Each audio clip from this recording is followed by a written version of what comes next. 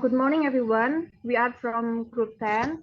We will present about suprasegmental. My name is Sari with student number 175. Okay, first I will explain about introduction suprasegmental. Suprasegmental is a figure that is spread over several syllable segments, often whole. There are several suprasegmental features such as stress. This is how prominent a syllable is. Late, this quantity. Tone, this is movement in a syllable. And intonation, this is movement during a phrase. Suprasegmental features have relation with the frequency and pitch. The different rates of the vibration of the vocal cord result in the fundamental frequency of the speech sounds. The fundamental frequency closely relates to the pitch preset. The higher the fundamental frequency, the higher the pitch. The pitch variation is important to determine the meaning of word in lexical tone language, the meaning in lexical stress, and the meaning of sentence with certain intonation. Therefore, we will focus on explain stress and intonation. Next.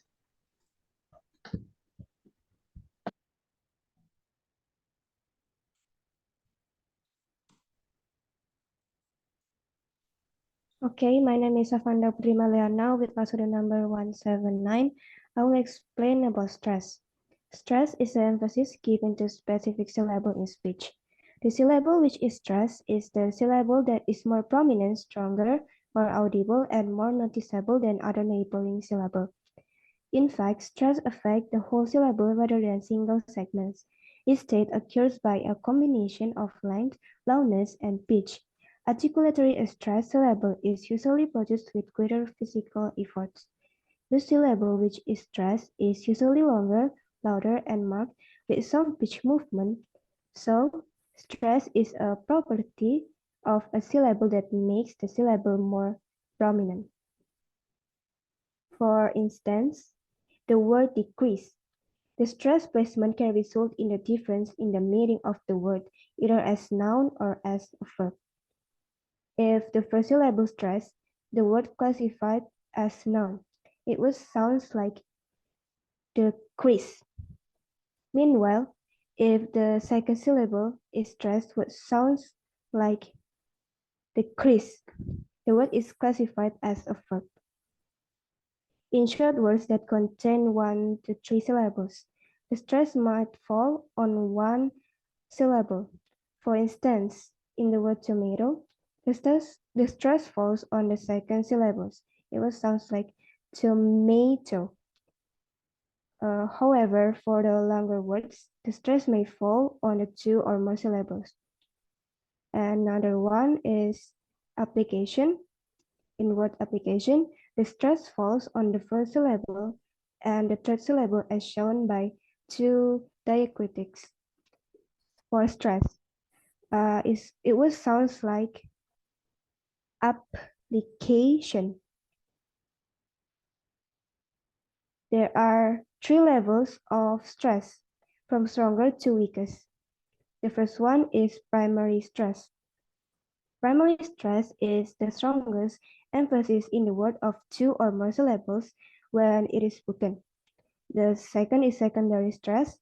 Secondary stress is when syllables which are not completely unstressed, but are not as loud as the primary stress. The last one is unstressed. Unstressed is when syllables that have no stress at all. The raised vertical tick, like in the example, it marks the primary stress. The lower tick, like this, signifies the secondary stress, and the rest are the unstressed levels. Next, it will be presented by my friend. In English, location of stress depends on the units of construction, whether it is a word or a word collocation or a word compound. In words, the stress falls on the syllable and in collocation and compounds falls on the words. Particularly in phrasal collocations, the stress falls on the final element, and in the two-word compounds, the stress falls on the first element. See the examples below.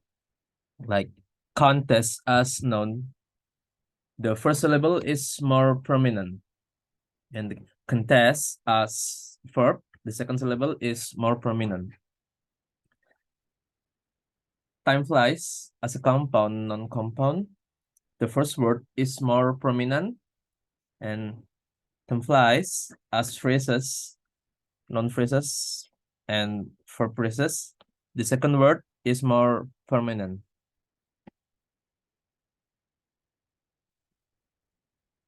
Iggy and Johnson in 1999 proposed a formal notation for the representation of the prosodic structure for stress. Metrical grid is used to formalize the stress pattern of words, word collocation, and phrases. Examples are below, like an increase, or to increase, and time flies, and time flies for phrases. The second syllable is more prominent. Next will be explained by one of my friends.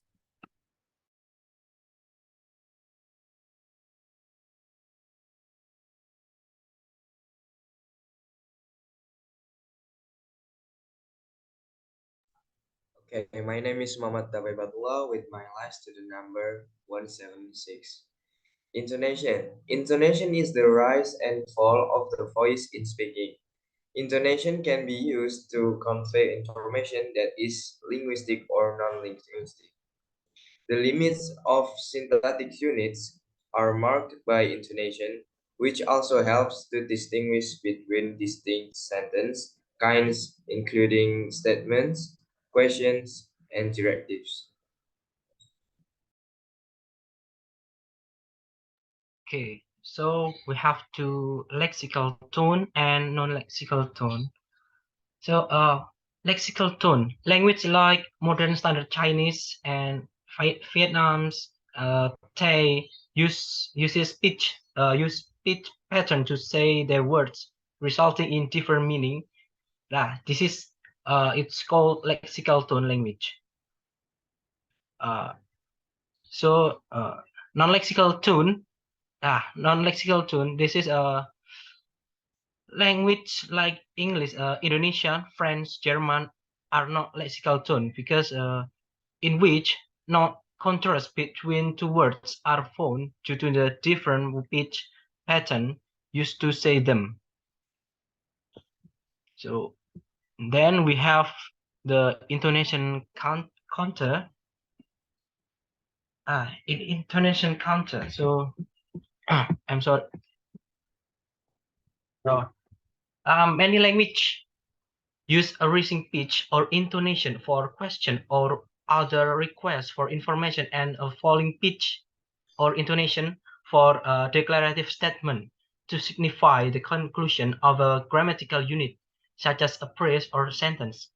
So the intonation counter overall pitch is sometimes illustrated by a line drawn over the utterance to show the pitch change.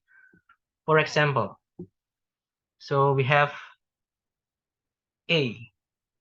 They want to Jakarta. They want to Jakarta. This is statement. So falling rise. Falling tone. They went. Other example. He goes to Surabaya. He goes to Surabaya. Like that. So B. This is the question. So the tone is rising. They went to the Jakarta. They went to Jakarta. They went to Jakarta. She goes to Jakarta. He goes to Jakarta. So the tone is rise. Then in the Middle English of Southeast England, is a falling rising intonation pattern is used a lot for polite requests. For example, can you help me to deposit the letter? Can you help me to deposit the letter? Can you help me to bring this book? Like falling, rising. Can you help me to deposit? Can you help me to post the letter? Like that. So next will be presented by my friend. So my name is Widya and the student number is 173. I will continue the presentation and explain about pitch contour. So what is pitch contour? Pitch contour is a function or a curve that tracks the perceived pitch of the sound. To put it simply, we can say that it is a falling or rising pitch when we talk. Usually, we record our pitch amplitude by using an oscillograph or oscilloscope. Then the record produced are namely oscillographs. Well, the graph beside is an example of oscillograms. I will explain it one by one. So starting from the left graph, it is a graph for sentences. We've been invited to a party tomorrow. We can see that there are two waves in this picture, the A1 or the upper waves and the B1 or the lower waves. The waves show differences of how we use our pitch in order to distinguish the sentence. The A1 is a declarative sentence. In this type of sentence, we use falling pitch that is made by changing the emphasized words in a sentence. The sounds would be like, we've been invited to a party tomorrow. We've been invited to a party tomorrow. We can also see the line in the first wave is going down, which means we use falling pitch to determine a declarative words. Then the B1 is the opposite of an A.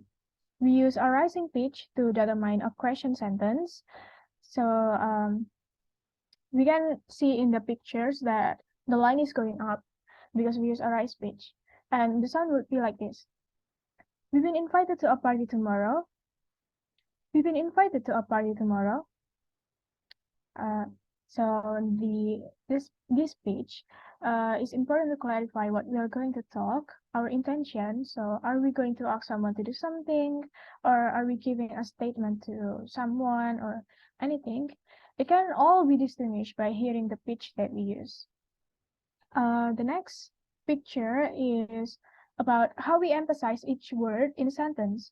We are going to use the example words of, we'll buy our first home tomorrow.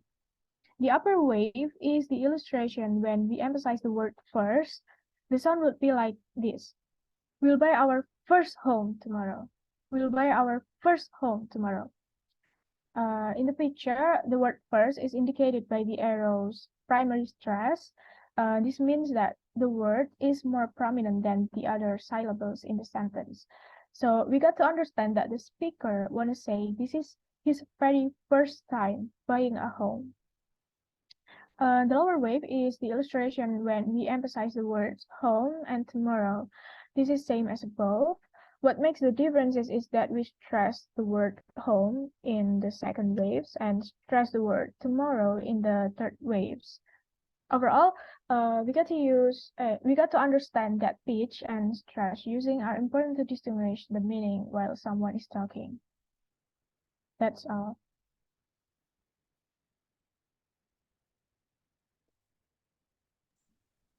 Last, the summary is suprasegmental features such as stress and intonation may affect more than one segment.